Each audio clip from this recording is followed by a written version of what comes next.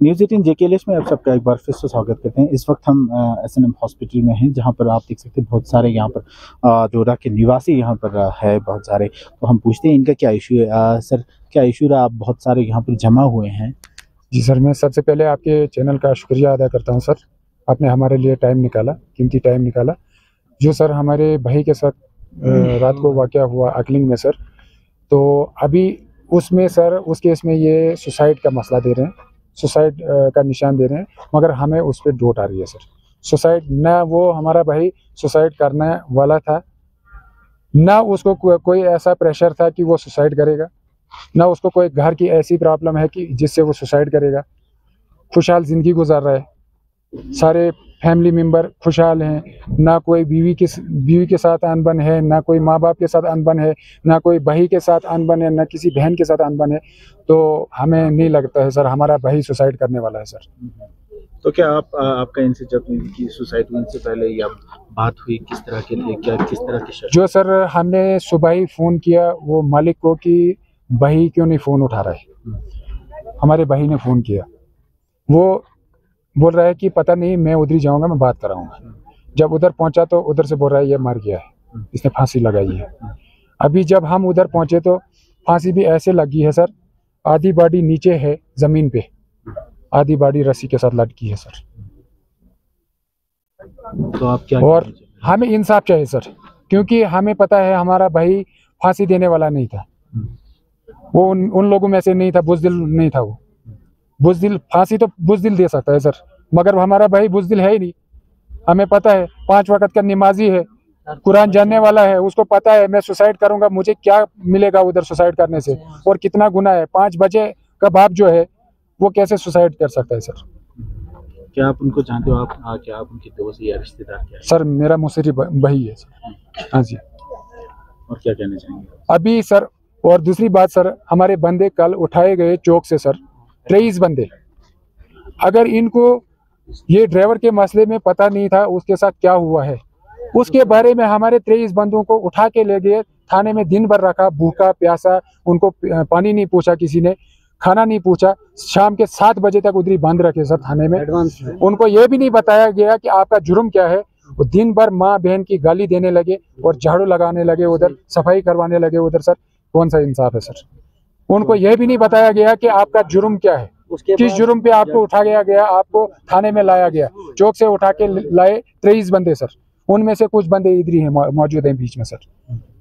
उसके बाद और भूखा प्यासा रखा उनको शाम के 7 बजे तक सर। कौन सा इंसाफ है सर?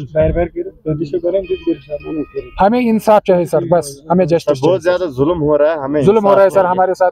बंदे आते हैं डोडा से ऐसे सलूक किया जाता है सर जैसे हम काम करने के लिए। यहाँ पे अगर लद्दाख एडमिनिस्ट्रेशन के कोई बंदे आएंगे उनको ऐसे सलूक किया जाता है, अपने ऑफिस के काम कराएंगे मुफ्त में, ये बहुत ज्यादा गलत बात है। डोडा के यहाँ पे कम से कम 500 बंदे हैं सर, 500 बंदे आए हैं, ये तंग अब हुए हैं, ये वहां से आते हैं अपनी रोजी रोटी के लिए। अगर ये डोडा से नहीं आएंगे, अगर नेपाली नेपाल से नहीं आएंगे, लद्दाख में कोई बिल्डिंग तैयार नहीं होगी। लेकिन अगर इनके साथ इतना अत्याचार किया जाएगा, चौक से उठा के लाते, मुफ्त में काम कराते, वो भी बिना खाने के बिना पैसे के, ये भी गलत है। सुबह से जो ये मर्डर अभी हुआ है सर, अभी इस पे अगर पुलिस तहकीक करेगी ये मर्डर है या खुदकुशी है सर। अब हमारे देखने से, लोगों के देखने से, अगर बंदे की टांगे जमीन के साथ है, सिर रस्सी के साथ लटका है सर, वो कोई मर्डर भी नहीं माना जाएगा। अगर फांसी होती है वो उसकी पैर जो है वो हवा में होने चाहिए। लेकिन हमने वीडियो भी उठाया, वो भी हम आपको शॉट देंगे। बंदे के आधे घुटने जमीन के साथ है, ये फांसी का फंदा है सर गले में। तो उस रीजन से हम डॉट रहे हैं, एडमिनिस्ट्रेशन को चाहिए कि कार्रवाई करे। जो उसके मकान मालिक है उन पे भी कोई इंक्वायरी अभी तक नहीं आई, जो वहां पे वैलिड होते हैं उनको भी अभी कुछ पूछताछ नहीं। वो यहाँ पे इतने 500 बंदे यहाँ ग्राउंड में घूम रहे हैं, हंस रहे हैं सर। डोडा की अभी 2 डेड बॉडियां यहाँ से जा रही हैं। सुबह से हम डीसी साहब को रिक्वेस्ट कर रहे हैं, यहाँ पे जो ओपीडी वगैरह है, हर एक वार्ड में चक्कर लगाए, हमें एम्बुलेंस चाहिए सर। कोई भी इस चीज के लिए ये एक्सेप्ट नहीं करता हम आपको एम्बुलेंस दे सर। अगर अभी हम टेम्पो में बॉडी को यहाँ से डालेंगे और ले जाएंगे सर, रामबन में 2 दिन का जाम फंसता है, 3 दिन का जाम फंसता है, सभी को पता है सर, हमारी बॉडी खराब हो जाएगी। उस चीज पे भी लद्दाख एडमिनिस्ट्रेशन बिल्कुल भी फैसला नहीं करते हैं कि आवाम के साथ गलत हो रहा है। अभी ये डोडा के लोग 700 किलोमीटर यहाँ पहुंचे हैं सर, इनके सबके दिलों में खौफ है इस टाइम के लद्दाख के लोग हमारे साथ गलत कर रहे हैं सर। इसीलिए ऐसा नहीं होना चाहिए, ये लोग फिर लद्दाख आने चाहिए, हम फिर खुशी खुशी लद्दाख आने चाहिए और यहाँ पे काम बिना डर के करने चाहिए। अगर ऐसा ही होता रहा सर, अगर हमें एडमिनिस्ट्रेशन ने साथ नहीं दिया सर, हम कभी भी लद्दाख नहीं आ पाएंगे। इसीलिए एडमिनिस्ट्रेशन से गुजारिश है कि इस केस को ज्यादा से ज्यादा देखे और लेबर के साथ इंसाफ करे। वो ये लोग एलिगेट कर रहे हैं कि आपने आपके घर में हो गया तो ये सुसाइड नहीं है, ये एक अब क्यों पता नहीं चला आपको, या ये बताओ कि वाकई में ये सुसाइड है क्या? वो हमारा घर में रहता है, 1 साल हो गया, अभी 1 साल होने वाला है। मेरे काम करता है, वो सत्तू का काम गेहूं बुनता है, गेहूं धोता है, कहीं वो काम करता है।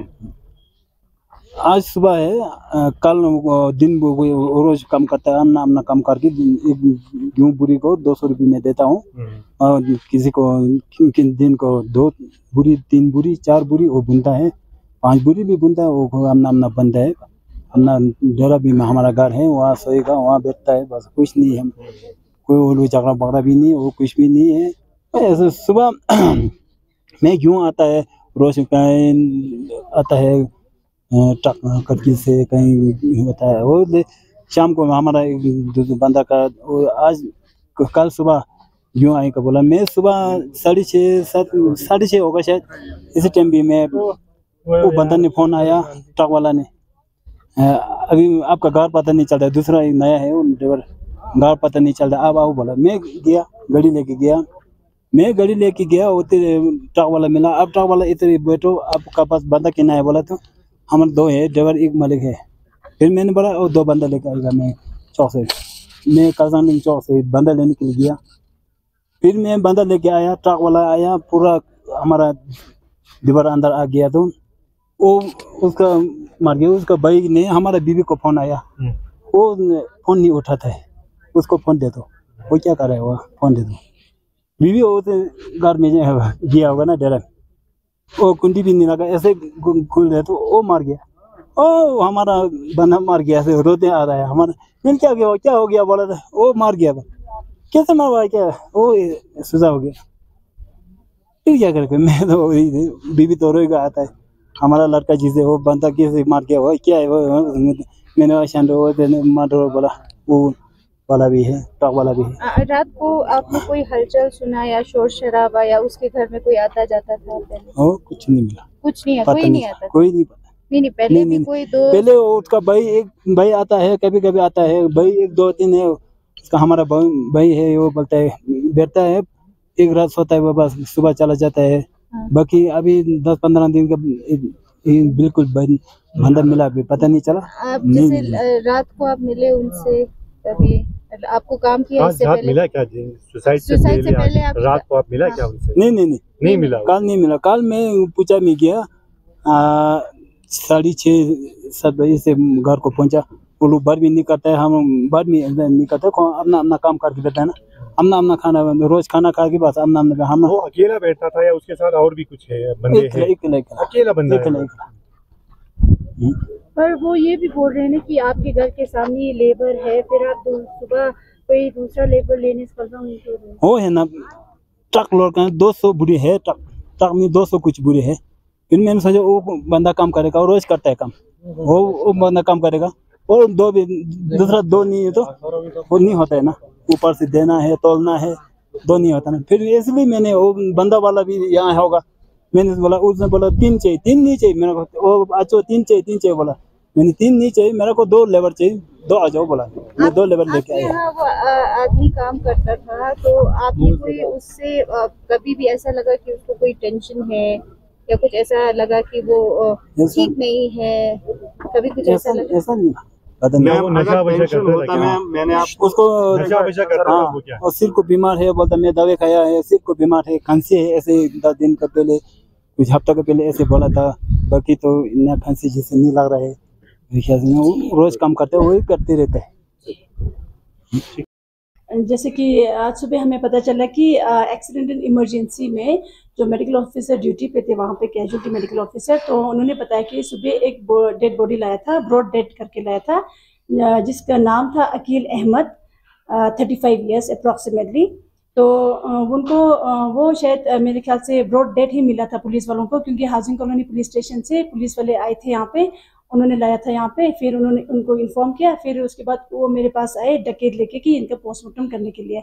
तो उसी हिसाब से हमने एक टीम बनाया है, जैसे हमारे पास फॉरेंसिक एक्सपर्ट है डॉक्टर फिरदौस खान, इनके साथ एक और मेडिकल ऑफिसर को रख के हमने पोस्टमार्टम हमने कंडक्ट करवाया।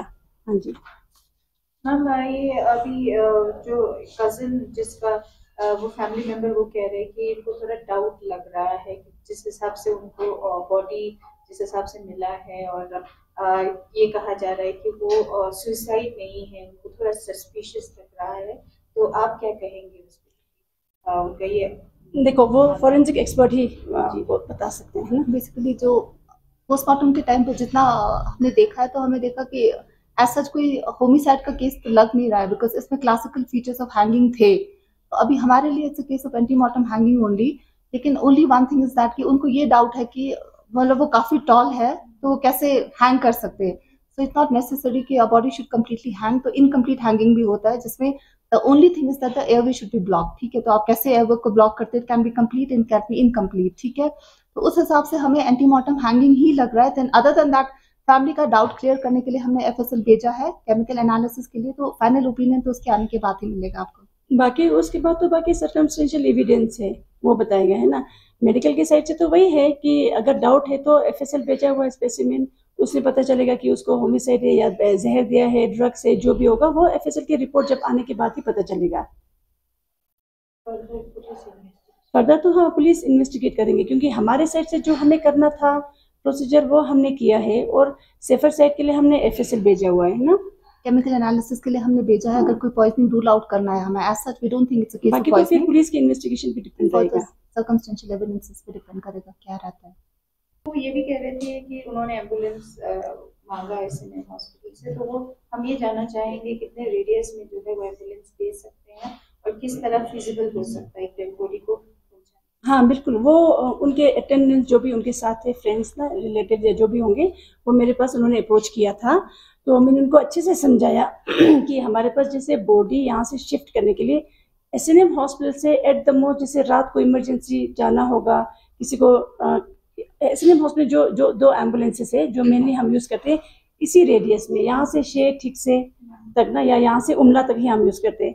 मोस्टली हमारे यहाँ पे यूज़ होता है, इसीलिए यूज़ होता है कि पेशेंट को यहाँ से JS5 मदर को ड्रॉप करना, पेशेंट को लेना, यहाँ से जीरियाट्रिक पेशेंट्स को ड्रॉप करना, फिर रात भर के लिए फिर डॉक्टर्स को लेने जाना होता है, ऑन कॉल डॉक्टर्स जो होते हैं या स्टाफ जो होते हैं इतनी दूर से आते हैं रात को ऑन कॉल पे, उनको हम लेने जाते हैं और ड्रॉप करते हैं। अभी तक कभी ऐसा नहीं होता कि एसएनएम से अब बॉडी के लिए ना इतने दूर हम एम्बुलेंस भेजें, तो मैंने उनको कहा कि आप सीएमओ ऑफिस जाके अप्रोच करें, एट द मोस्ट यहाँ से कारगिल तक सीएमओ ऑफिस से देते हैं, कारगिल से फिर कारगिल वाले देते हैं, ऐसा पहले भी रह चुका है, हमने 2-3 बार भी शिफ्ट किया हुआ है पहले, जैसे किश्तवाड़ तक भी दिया हुआ है यहाँ से ना एम्बुलेंस में।